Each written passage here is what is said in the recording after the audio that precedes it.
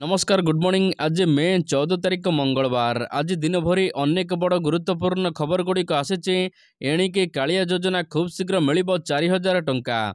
यह सहित विद्युत बिल छाड़ करेंगे राज्य सरकार बड़ घोषणा करिसेंती। अन्यपटे अनेक नुआ योजना इलेक्शन संपर्कित टेक्निक खबर मध्य रही। पाणीपाग को नहीं बड़ खबर खूब शीघ्र आसपार लघुचाप नहीं पारे बात्यार रूप। तेबे आसंतु आज सकाळ आसीथिबा 20टी बड़ खबर उपरे नजर पकाइबा। नंबर 1 राज्य में सरिला प्रथम पर्याय भोट ग्रहण। गतकाली राज्य में प्रथम पर्याय भोट ग्रहण होइछि। कलाहांडी, कोरापुट, नवरंगपुर, ब्रह्मपुर लोकसभा निर्वाचन मंडली और यह अधीनस्थ 28टी विधानसभा क्षेत्र में गतकाली सकाळ 7टारू मतदान आरंभ हो संध्या 7टा पर्यंत चलीथिला। तेबे अनेक स्थान रे लोक माने धाड़ी रे छिड़ा होई भोट देइचंती। संध्या 5टा सुधा 63.85% मतदान होइछि। ए नै राज्य मुख्य निर्वाचन अधिकारी पक्षरु सूचना दिया जाय। नंबर 2 आसंता काली ओडिशा आसुचंती साहा और राहुल। पुणी थरे ओडिशा आसुचंती कांग्रेस नेता राहुल गांधी। 15 तारिख रे बलांगीर आसिबे राहुल गांधी। सेठारे निर्वाचनी सभा को संबोधन करिवे। दिन 11टारे भुवनेश्वर विमान बंदर रे पहुंचबे राहुल गांधी। यह परे सीधा बलांगीर अभिमुखे यात्रा करिवे। 45 मिनिट धरी साधारण सभा रहिबार कार्यक्रम रही। यह सहित यार दिनक परे अर्थात 16 तारिख रे आसिबे कांग्रेस सभापति मल्लिकार्जुन खड़गे। तेबे आज ओडिशा गस्तर आसुचंती वरिष्ठ कांग्रेस नेता जयराम रमेश। यह सहित 15 तारिख रे ओडिशा आसुचंती केंद्र गृहमंत्री अमित शाह। नंबर 3 आसुची लघुचाप। अन्यपटे ए वर्ष शीघ्र आसिबो मौसुमी। तातीर मिलिबो मुक्ति। एथर आगुआ आसिबाकु जाउची मौसुमी वायु। सूचना मुताबक आसंता 21 तारिख बेलकु पोर्ट प्लेयर निकट दक्षिण एवं संलग्न केंद्रीय बंगोपसागर उपरे एक घूर्णिबलय सृष्टि हेबो। यह फल 23 तारिख रे मौसुमी उत्तर अंडमान छुई पारे बोली पाणीपाग विशेषज्ञ प्रोफेसर सुरेंद्रनाथ पशुपालक कहिसंती। अन्यपटे आसबाकू जाउचे लघुचाप। तेबे यही लघुचापर प्रभाव ओडिशा उपरे कौन रहिबो ए नै आसंता 19 तारिख रे स्पष्ट सूचना मिल पारिबो बोली कहा जायछि। वर्तमान जेहेतु पाक मौसुमी बात्या समय रही तेणु यही घूर्णिबलय बात्या सृष्टि मध्य करिपारे। तेणु आगो को यार सूचना सठिक मिल पारिबो। नंबर 4 क्षमता को आसिले बिजुली बिल प्रथमे छाड़ पई दस्तखत करिवे नवीन। हिंदोल एवं कामाख्या नगर परे परजंगरे प्रचार करिसेंती VK पांड्यान। बीजेडी प्रार्थी प्रचार करिसेंती पांड्यान। तेबे यही प्रचार सभारे से एक बड़ घोषणा मध्य करिसेंती। पांड्यान कहिसेंती क्षमता को आसिबार प्रथम दिन रे नवीन पट्टनायक तांकर प्रथम दस्तखत बिजुली बिल छाड़ करिबा पई करिवे। पांड्यान कहिसेंती कि आपण माने आशीर्वाद कले आम मुख्यमंत्री पुणी दायित्व ग्रहण करिवे, आपणक सेवा करिवे। जून 9 तारिख रे शपथ ग्रहण करिबा परे प्रथम दस्तखत करिवे। आपण मानक पई बिजुली छाड़ करिवे। आउ बिजुली बिल आसिबो नाही, बिजुली मागणा रे देबे नवीन। नंबर 5 ओडिशा रे 17टी लोकसभा आसन जितिबु कहिले अमित शाह। ओडिशा संपर्क में एक गुरुत्वपूर्ण बयान देइचंती केंद्र गृहमंत्री तथा बीजेपी चाणक्य अमित शाह। से कहिचंती जे ओडिशा रे बीजेपी 17टी लोकसभा आसन जितिबो और विधानसभा निर्वाचन रे संख्या वरिष्ठता हासिल करिबो दल एवं सरकार मध्य गढ़िबो ओडिशा रे बीजेपी। एनडीटीवी को एक साक्षात्कार दे गृहमंत्री अमित शाह कहिचंती ओडिशा रे आमे सरकार गढ़िबाकू जाउचु। ओडिशा रे आमे 17 लोकसभा आसन जितिबु। यह सहित ओडिशा रे संपूर्ण गरिष्ठतार सहित सरकार गढ़िबु। नंबर 6 बंधा एबे 2 प्रिजाइडिंग ऑफिसर। गतकाली ओडिशा रे प्रथम पर्याय मतदान होइछि। गणतंत्रर महान पर्व रे सामिल होइछि ओडिशा। प्रथम पर्याय मतदान चलीथिबा बेले भोटरंक मध्यरे नाही नथिबा उत्साह देखिबाकू मिलिछि। तेबे एहार मध्यरे निर्वाचन परिचालन रे त्रुटि पई 2 जण पोलिंग ऑफिसर को सस्पेंड करा जाइछि। वर्तमान 2 प्रिजाइडिंग ऑफिसर को गिरफ करबाकू निर्देश देइचंती निर्वाचन कमिशन। छत्रपुर 27 और 163 नंबर बूथ प्रिजाइडिंग ऑफिसर को निलंबित करने सहित गिरफ करने को गंजाम जिलापाल को निर्देश दिया जाइथिबा मुख्य निर्वाचन अधिकारी निकुंज बिहारी धल कहिसंती। नंबर 7 गिरफ हेबे अनुभव महांती। गिरफ होई पारंती अनुभव महांती। अनुभवंक विरोध में कटक जेएमएफसी कोर्ट जारी करिछि NBW बा जामिन विहीन गिरफ परवाना। वर्षा प्रियदर्शनी अभियोग आधार में कटक जेएमएफसी कोर्ट तांको नाम NBW जारी करिछि। ପୁରୀଘାଟ ଥାନାରେ ମାମଲା ରୁଜୁ ହୋଇଥିଲା। ଏହି ମାମଲାରେ ଏବେ ଜାମିନ ବିହୀନ ପରୱାନା ଜାରି କରାଯାଇଛି ଅନୁଭବଙ୍କ ବିରୋଧରେ। ପୁରୀଘାଟ ଥାନାରେ ମାମଲା ରୁଜୁ ପରେ ଅନୁଭବଙ୍କ ନାଁରେ ଚାର୍ଜ ଫର୍ମ ହୋଇଥିଲା। ହେଲେ ହାଜର ନ ହୋଇ ବାରମ୍ବାର ସମୟ ମାଗୁଥିଲେ ଅନୁଭବ। ଚାର୍ଜ ଫର୍ମ ପାଇଁ ହାଜର ନ ହେବାରୁ NBW ଜାରି କରିଛି କୋର୍ଟ। 23 ତାରିଖ ସୁଦ୍ଧା ୱାରେଣ୍ଟି କାର୍ଯ୍ୟକାରୀ କରିବାକୁ କୋର୍ଟ ନିର୍ଦ୍ଦେଶ ଦେଇଛି। ପୁରୀଘାଟ ଥାନାକୁ ନିର୍ଦ୍ଦେଶ ଦେଇଛନ୍ତି କୋର୍ଟ। ନମ୍ବର 8 ତାଳଚେରରେ ଟାର୍ଗେଟ କଲେ ପାଣ୍ଡିଆନ। ମାରାଥନ ପ୍ରଚାର ଜାରି ରଖିଛନ୍ତି ବିଜେଡି ନେତା VK ପାଣ୍ଡିଆନ। ପାଲହଡ଼ା ପରେ ତାଳଚେରରେ ମଧ୍ୟ ପ୍ରାର୍ଥୀଙ୍କ ପାଇଁ ଭୋଟ ମାଗିଛନ୍ତି ଷ୍ଟାର ପ୍ରଚାରକ ପାଣ୍ଡିଆନ।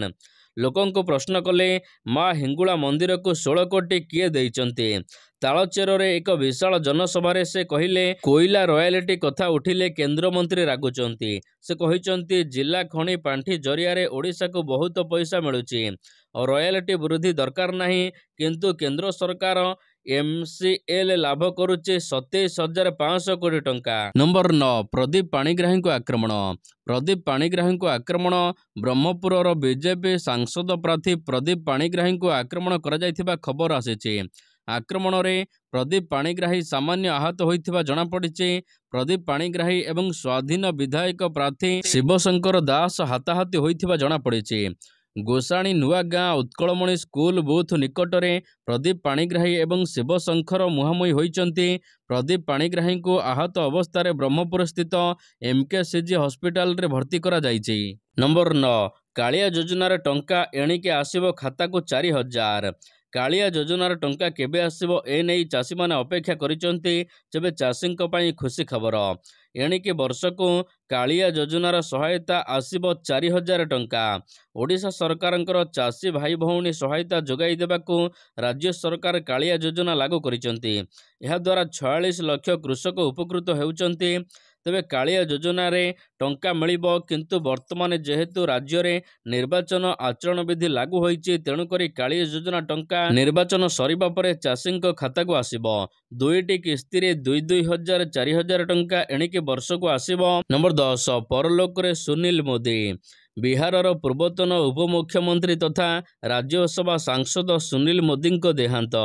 72 ବର୍ଷ ବୟସରେ ଆଖି ବୁଜିଛନ୍ତି ବରିଷ୍ଠ ବିଜେପି ନେତା ସୁନୀଲ ମୋଦି। ସେ 6 ମାସ ଧରି କ୍ୟାନ୍ସର ସହିତ ପୀଡ଼ିତ ଥିଲେ ଏବଂ ଦିଲ୍ଲୀ ଏମ୍ସରେ ତାଙ୍କର ଚିକିତ୍ସା ଚାଲିଥିଲା। ଗତ ଏପ୍ରିଲରେ ସେ କର୍କଟ ଆକ୍ରାନ୍ତ ଥିବା ସ୍ପଷ୍ଟ ହେବା ସହିତ 2024 ନିର୍ବାଚନ ଲଢ଼ିବେ ନାହିଁ ବୋଲି ମଧ୍ୟ ସେ କହିଥିଲେ। ନମ୍ବର 11 ପ୍ରକାଶ ପାଇଲା CBSE ଦଶମ ରେଜଲ୍ଟ। ପ୍ରକାଶ ପାଇଛି CBSE ଦଶମ ଶ୍ରେଣୀର ପରୀକ୍ଷା ଫଳ। ଚଳିତ ବର୍ଷ ମୋଟ ପାସ୍ ହାର 93.60% ରହିଛି। ଗତକାଲି ପ୍ରକାଶ ପାଇଥିବା CBSE ଦ୍ୱାଦଶରେ ପୁଅଙ୍କ ଅପେକ୍ଷା ଝିଅମାନେ ଆଗରେ ଥିବାବେଳେ ଦଶମରେ ମଧ୍ୟ ସମାନ ସ୍ଥିତି ରହିଛି। CBSE ଦଶମ ଶ୍ରେଣୀ ପରୀକ୍ଷା ଫଳରେ ଝିଅମାନଙ୍କର ପାସ୍ ହାର 94.75 ଥିବାବେଳେ ପୁଅମାନଙ୍କର ପାସ୍ ହାର 92.71 ରହିଛି। ତେବେ ଚଳିତ ବର୍ଷ 16,22,224 ଛାତ୍ରଛାତ୍ରୀ ପରୀକ୍ଷା ଦେଇଥିବା ବେଳେ 14,26,420 ଛାତ୍ରଛାତ୍ରୀ ପାସ୍ କରିଛନ୍ତି। ନମ୍ବର 12 ଛାତ୍ରଛାତ୍ରୀଙ୍କ ପାଠପଢ଼ା ପାଇଁ ସରକାର ଦେବେ 20,000 ଟଙ୍କା। ଛାତ୍ରଛାତ୍ରୀମାନଙ୍କ ପାଇଁ ଗୁରୁତ୍ୱପୂର୍ଣ୍ଣ ସୂଚନା। PM scholarship scheme online registration 2024 କଲାବେଳେ ସେମାନେ ପ୍ରତିବର୍ଷ 20,000 ଟଙ୍କା ଆର୍ଥିକ ସହାୟତା ପାଇବେ, ଯାହା ମାଧ୍ୟମରେ ସେମାନଙ୍କର ପାଠପଢ଼ା ଖର୍ଚ୍ଚ ଏବଂ ସେମାନଙ୍କର ପାଠପଢ଼ା ସହିତ ଜଡ଼ିତ ସମସ୍ତ ଖର୍ଚ୍ଚ ବହନ କରିପାରିବେ। ଏଥିପାଇଁ ସେମାନଙ୍କୁ କାହା ଉପରେ ଆଉ ନିର୍ଭର କରିବାକୁ ପଡ଼ିବନି। PM scholarship scheme online registration 2024ର ଲାଭ ଉଠାନ୍ତୁ। ତେବେ ଆବେଦନକାରୀଙ୍କ ପରିବାରର ବାର୍ଷିକ ଆୟ 2 ଲକ୍ଷରୁ ଅଧିକ ହେବା ଉଚିତ ନୁହେଁ। ଛାତ୍ରଛାତ୍ରୀମାନେ ସେମାନଙ୍କର ପୂର୍ବ ଶ୍ରେଣୀ ସଫଳତାର 60% ମାର୍କ ହାସଲ କରିବା ଆବଶ୍ୟକ। ଆପଣଙ୍କ ପରିବାରର କୌଣସି ସଦସ୍ୟ ସରକାରୀ ଚାକିରି କରିନଥିବା ଉଚିତ। ଆବେଦନକାରୀ ନିଶ୍ଚିତ ଭାବରେ ଏକ ସରକାରୀ କଲେଜ କିମ୍ବା ବିଶ୍ୱବିଦ୍ୟାଳୟରେ ଆଡମିସନ ହୋଇଥିବା ଆବଶ୍ୟକ। ନମ୍ବର 13 POK ପାଇଁ ବଡ଼ ଘୋଷଣା କଲା ପାକିସ୍ତାନ। ବିଦ୍ୟୁତ୍ ଏବଂ ମଇଦା ମୂଲ୍ୟ ବୃଦ୍ଧି ଯୋଗୁଁ ପ୍ରତିବାଦରେ ପାକିସ୍ତାନ ଅଧିକୃତ କାଶ୍ମୀର ଅଞ୍ଚଳ ରାଜଧାନୀ ମୁଜାଫରାବାଦରେ ଚତୁର୍ଥ ଦିନ ଧରି ଧର୍ମଘଟ ଜାରି ରଖିଛନ୍ତି କାଶ୍ମୀରବାସୀ। ତେବେ ଏହି ସମୟରେ ପାକିସ୍ତାନ ପ୍ରଧାନମନ୍ତ୍ରୀ ଶାହବାଜ ସରିଫ ଏକ ବଡ଼ ନିଷ୍ପତ୍ତି ନେଇଛନ୍ତି।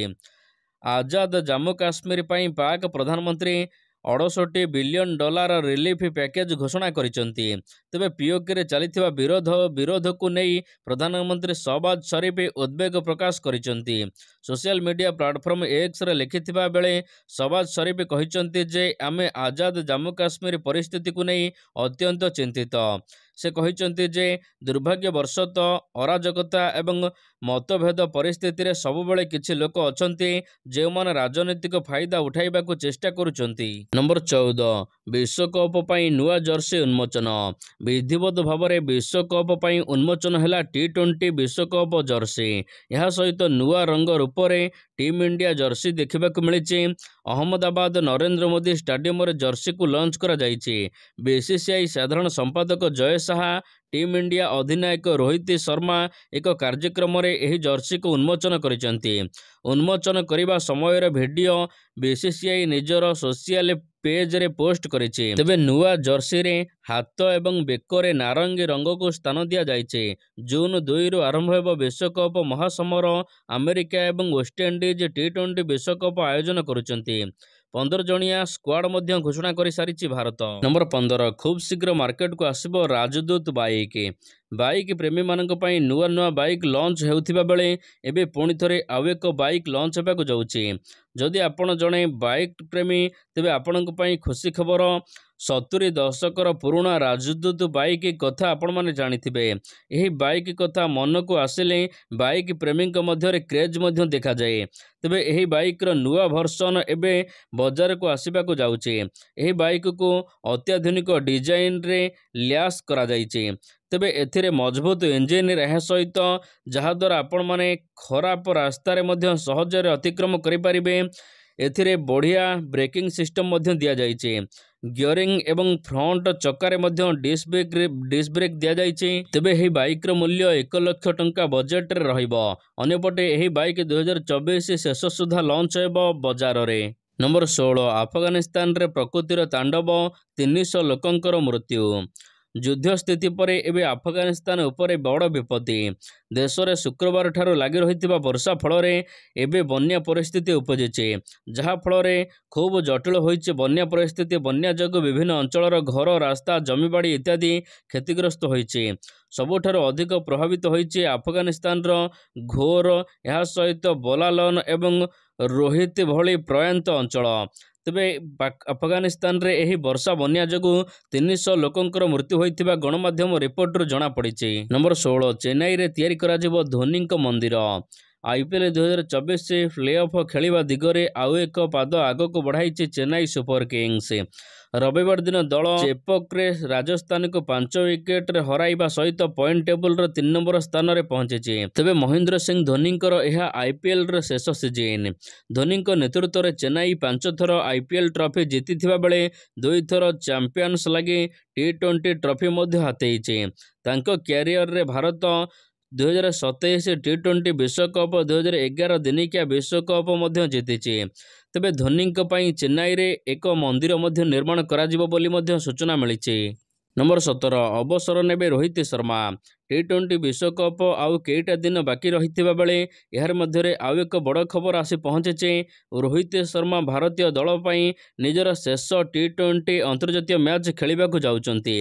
କୁହାଯାଉଛି କି ରୋହିତ ଶର୍ମା ଭାରତୀୟ ଦଳ ପକ୍ଷରୁ ଟି-20 ବିଶ୍ୱକପରେ ଏବେ ନଜର ଆସିବେ। କିନ୍ତୁ ଟି-20 ବିଶ୍ୱକପ୍ ପରେ ଆଉ ସେ ନଜର ଆସିବେନି। ଟି-20 ବିଶ୍ୱକପ୍ ପରେ ସେ ଅବସର ନେବେ ବୋଲି ମଧ୍ୟ ଘୋଷଣା କରିଛନ୍ତି।